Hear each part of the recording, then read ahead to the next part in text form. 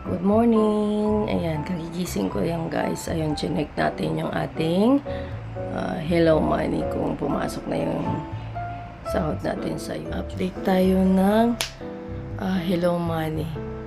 Kasi na-receive ko na yung Hello Money. Tiningnan ko yung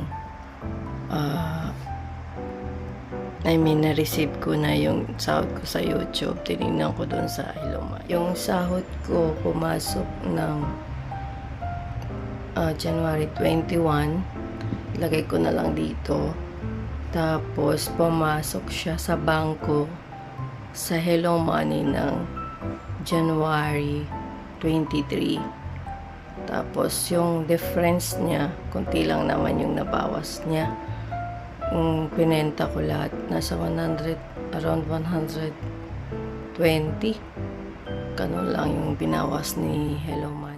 Hindi ko lang sure kung may bawas nga si Hello Money based lang doon sa tiningnan kong dollar exchange sa internet at saka yung pumasok sa Hello Money ko.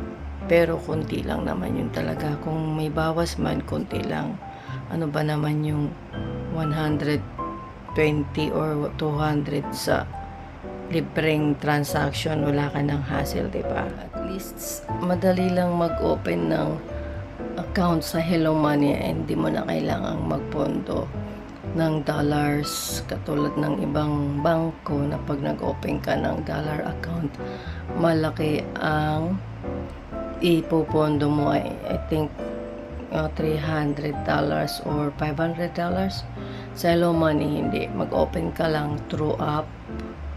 Ayun, magkakaroon ka na ng bank account at pwede mo na siyang gamitin sa iyong YouTube salary. At legit naman siya guys. 1 year ko na siyang ginagamit. So, yun lang. Sana makatulong yung video na to para sa mga bagong YouTuber na wala pang bank account.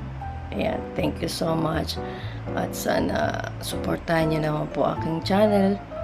Please subscribe and share the video so para malaman din ng mga bagong YouTuber. Maraming salamat po.